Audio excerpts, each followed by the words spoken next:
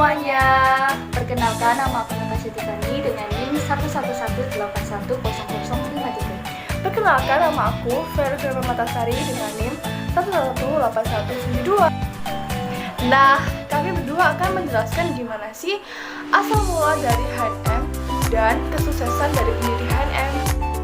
Jadi, H&M didirikan oleh Erik Persson pada tahun 1947 di negara Swedia.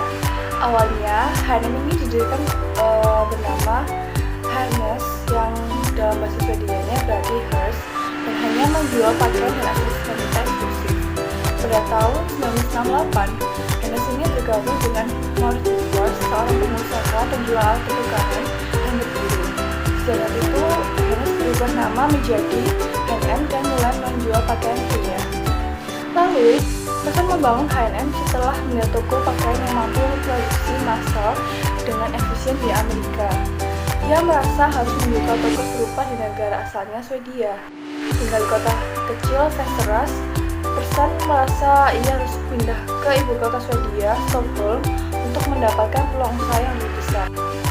Walau sudah pindah ke Stockholm, ia membuka toko pertamanya di Västerås dengan alasan ia harus yakin terlebih dahulu bahwa usahanya berhasil sebelum membuka toko di kota yang lebih besar. Menurutnya, kalau kita memulai dari hal yang kecil, saat gagal, tidak ada orang yang akan memperhatikan. Sedangkan, jika memulai dari hal yang besar, ia takut reputasinya akan menjadi jelek. Salah satu kunci H&M adalah berkolaborasi dengan perancang busana yang terkenal dan mendunia seperti Sonia Rykiel, Matthew Williamson, Roberto Calvini, Jimmy Choo, Stella McCartney, hingga Karl Lagerfeld.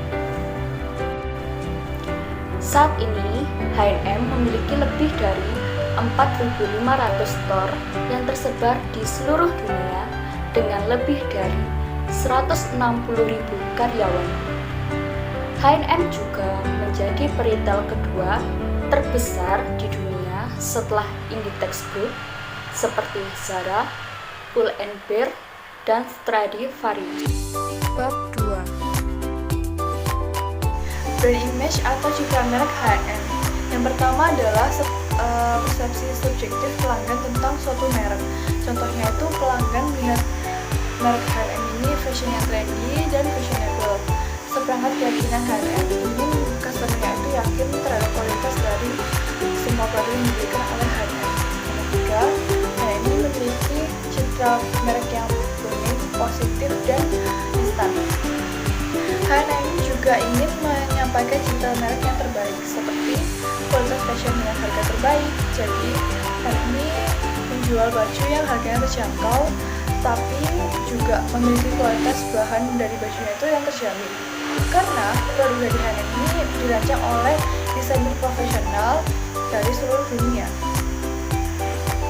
Jadi memiliki hal yang berbeda dari kompetitor yang lain, karena kompetitor yang lain tuh menjual bajunya itu dengan harga yang lebih tinggi seperti Zara, GAP, dan Uniqlo.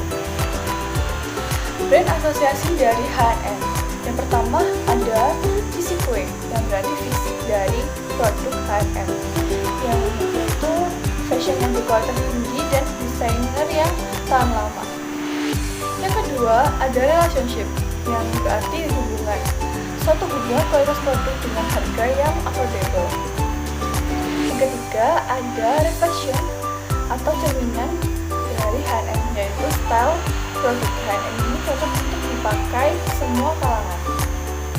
Yang keempat ada personality, jadi personality dari H&M ini juga trendy, fashionable, anak muda banget, dan up to date.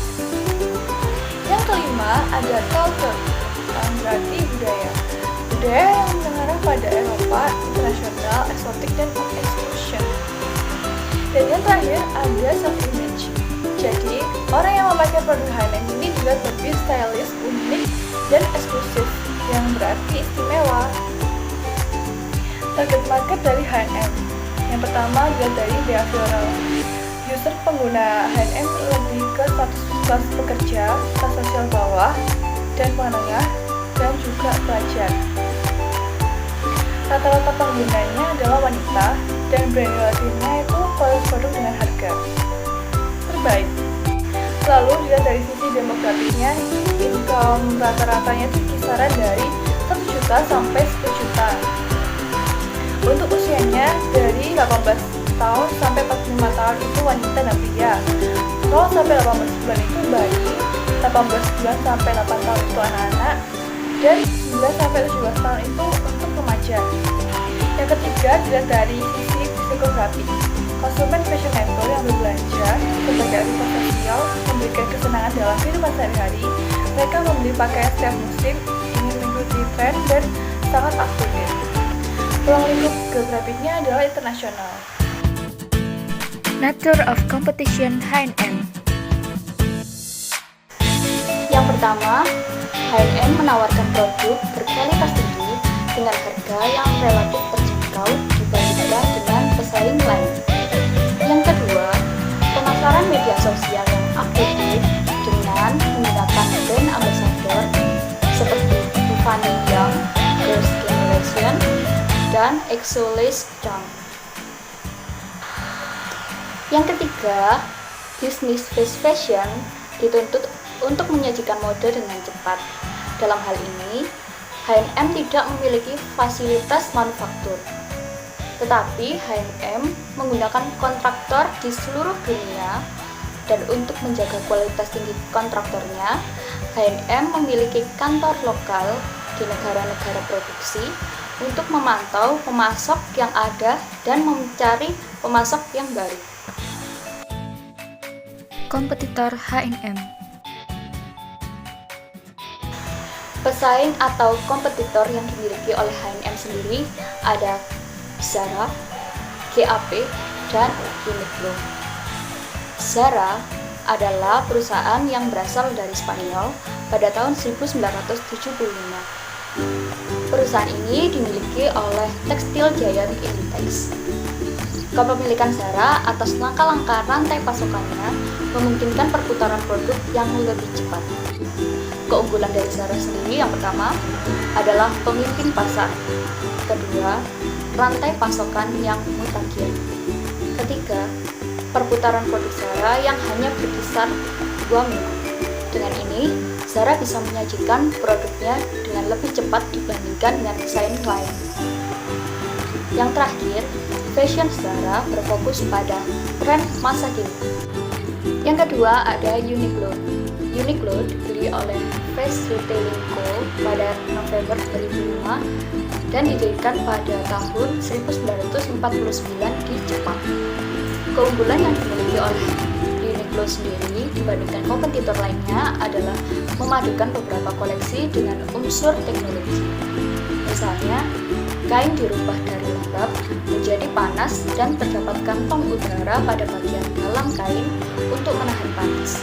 Dengan demikian, pemakaiannya akan tetap hangat saat musim dingin. Yang ketiga ada GAP.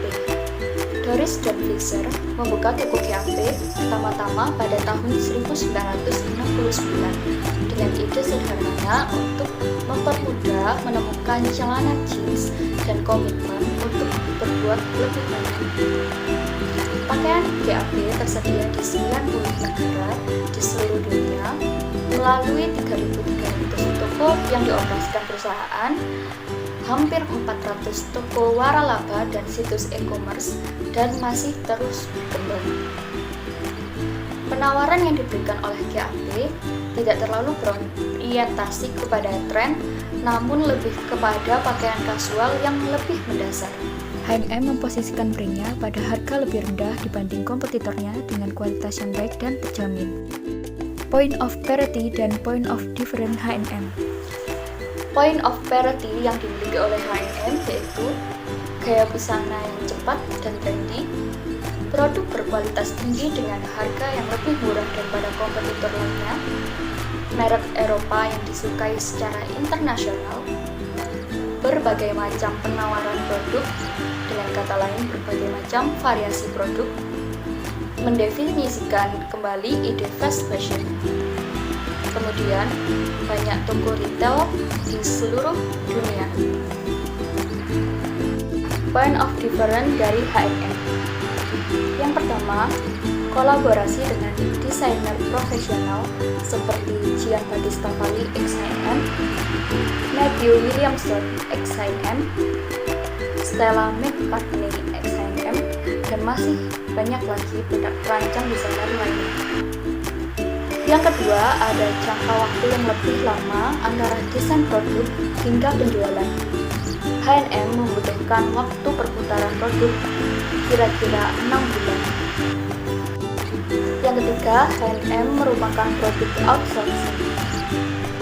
H&M tidak memiliki fasilitas manufaktur, tetapi H&M menggunakan kontraktor di seluruh dunia. Dan untuk menjaga kualitas tinggi kontraktornya, H&M memiliki kantor lokal di negara-negara produksi untuk memantau pemasok dan mencari pemasok yang baru. Kemudian yang keempat, ada penjualan online. H&M memiliki website tersendiri dan juga website ini digunakan untuk membantu H&M dalam menyimpan dan memantau langsung terkait data-data pelanggan yang ada. Selain itu, adanya program H&M Plus juga membantu H&M dalam menjualkan produknya dan mendapatkan loyalitas dari pelanggan, seperti diberikan diskon maupun penghargaan tersendiri.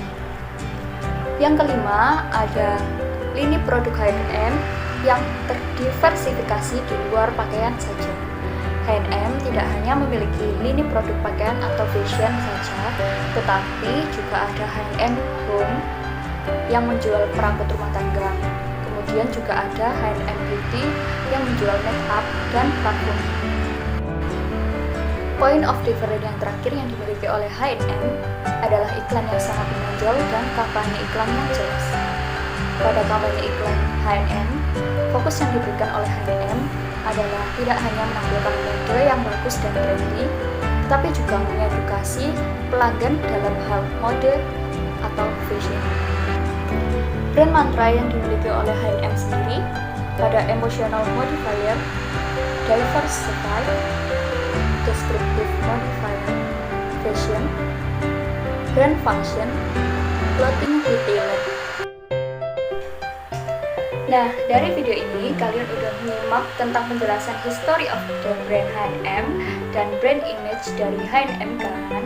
So, kita lanjut terus ke penjelasan selanjutnya tentang brand reference dan brand element dari H&M. Jadi, tetap tonton terus video dari kita. Bye-bye!